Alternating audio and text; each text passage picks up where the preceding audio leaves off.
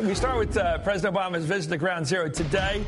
Time Magazine's Mark Halpern joins us. He's MSNBC's senior political analyst, and the Huffington Post senior political editor Howard Fineman is an MSNBC political analyst as well. Gentlemen, it's great to have you on. I want you to watch the president. Here he is today with New York. Wow, the firefighters. Let's listen.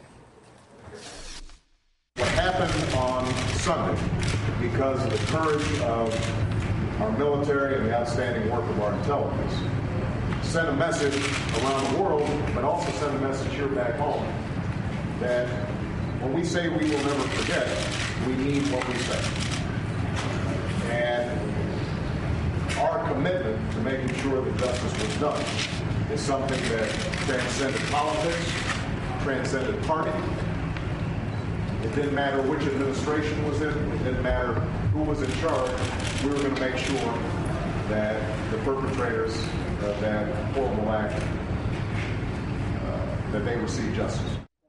Well, it's a great day, Mark Halpern, to pay tribute to public servants, people that don't have, they don't carry their politics on their sleeves, people like those firefighters that ran up the steps when everybody else was running down that day 10 years ago. And now people ran up another set of steps way over in Pakistan in the dark with goggles on, not knowing what they're going to face. What do you think? What a day. The president, in his remarks today at the firehouse, connected quite explicitly with the two things you just connected, the people who keep us safe here at home and sacrifice not just on September 11th, but, as the president said, every day since then, not just in New York, but around the country. And then, of course, the military overseas. And it shows, from the point of view of someone like the president who believes in an activist government, that there are certain problems that only the government can do. And in the case of the American military, American intelligence, world-class organizations that can get things done on behalf of all the American people. It's great for the president in terms of performance, and it's great for him in terms of his vision of the country and America's role in the world. Howard, I know I spoke at the Friendly Sons dinner that March afterwards. Some of those guys were Irish guys, but they came from every background in New York. 250-some guys were killed. I mean, that would be a Holocaust in itself almost. 250 firefighters killed in a couple of hours. Yeah, and I think this is a chance, more than the politics, more than vision of government, for the president to try to connect on an emotional level with those people. Yeah.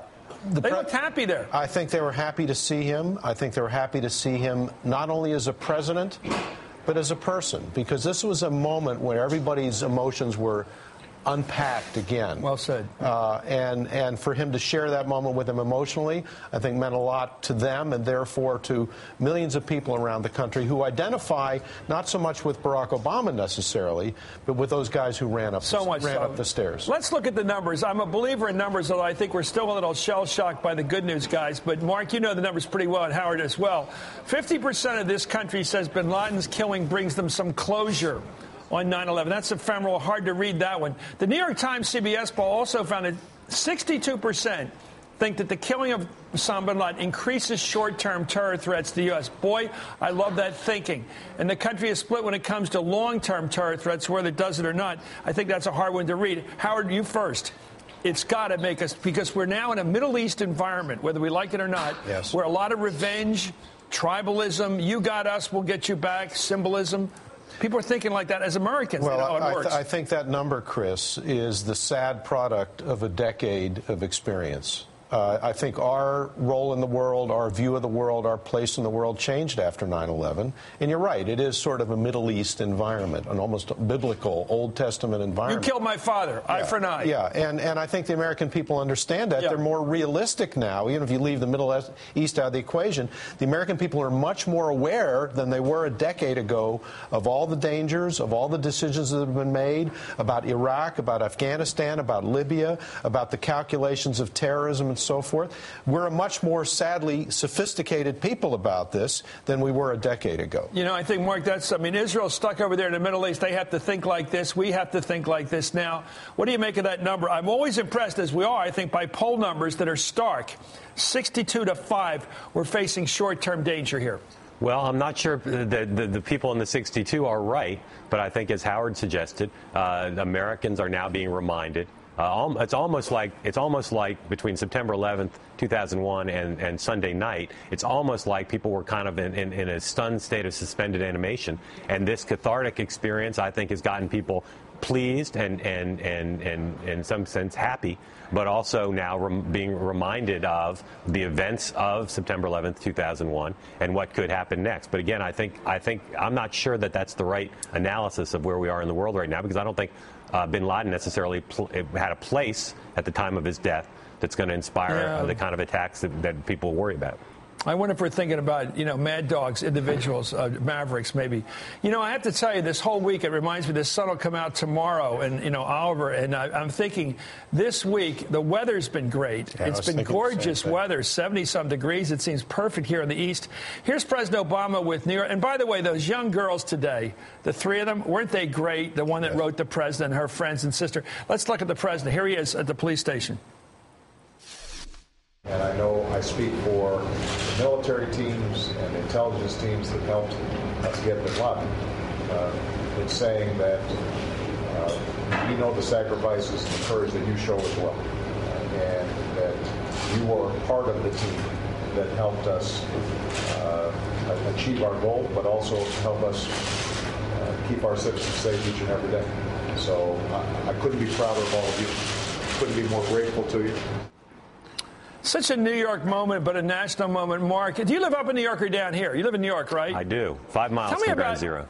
Tell me about Rudy Giuliani and his prominence back then and his sort of fade since. And what's that about? Is that because he's in the wrong political party, to put it bluntly? What would you say is the reason? There he was in the background. Howard reminded me of him there. Well, he's a great figure, a great mayor in many ways before 9/11, and 9/11 became America's mayor. And as I used to say when he was running for president, as one of his aides said to me when he was running for president, he could walk into any bar in America and get a standing ovation. And that made him seem like a powerful figure. It turned out that on other issues, untethered from 9/11, at least within the Republican Party, he was not seen as a great savior, although he was the front runner for a long time. Chris, can I say something about the young girls who you mentioned? Sure. And this goes back to New York. In New York, we see a lot more through personal connections in our local media of the families of the victims. They're just a huge part of New York and New Jersey and Connecticut life now. I'd say about the president, this is not great insight into him for most people, but he loves his daughters. And when there's an emotional event that involves young girls around his daughter's age, it's clear it brings out the best in him as a performer, and it's clear it affects him and impacts him. You saw it in his speech in Tucson with Christina Taylor Greene, and his focus on her as much as more than Gabby Giffords in his remarks there. And you saw him today. I mean, the body language was manifest. When he was with those young girls, he clearly was touched and moved, and shows that it really makes him a better a Vincer-in-Chief when he has that kind of inspiration. Mark, that's great. I'm so glad you said it. Howard and I are friends, so I was talking before with you about our kids, and my daughter called me from Penn, and it's a big deal for kids in their early 20s and 20s now. Well, this is something I realized because 10 years ago my daughter was 13 years old in middle school here in D.C., and my son was in lower school, and they were physically afraid. Don't forget the Pentagon was attacked too. Yeah. And I raced down to the office in time to be able to see the smoke rising from the Pentagon. The kids were hustled off the playgrounds. They were told to stay inside. The windows were down. They were put behind closed doors in their classrooms. And I think that was a formative experience for that generation of kids who are around college age now, in college, just out of college. So that's why you saw here in Washington, kids from George Washington University and American University and Georgetown here in the city, racing down to Lafayette Park in joy to express some next to the White House, some sense of liberation about this, even though other kids, whether they went or not, were thinking to themselves, this is according to my daughter who's a journalist now, do we really want to be jumping up and down and cheering here? She was very... do we want to do that? Are we circumspect? Yes. Are we lowering ourselves to the level of the people we were fighting? We need to be careful. Chris. So it's a very deep emotional thing for that generation of kids. So circumspect for your smart daughter, Meredith, because just remember how we watched kids in the Middle East when 9/11 was hit, and different reactions in different countries. We were very aware, and we had an attitude towards that. Chris, thank God. So thank you. Mark, last thought, quickly, I'm sorry. For generations, we studied what the Cold War did to the mentality, particularly of young people growing up. We don't have enough studies now of what it's done, but it's clear all of us see anecdotally in our lives. Young people are really affected by this. We were attacked here at home. That never happened during the Cold War. This has got to have a big impact, and we need to keep teasing that out. I'm glad we weren't attacked, because all I was hiding under was a balsa wood desk the nuns had to sit under. Cover. I don't think that would have helped too much, sister. Anyway, she did her best. Anyway, thank you. It's great to have daddies around here. Thank you, Mark Halperin. Thank you, Howard Fineman.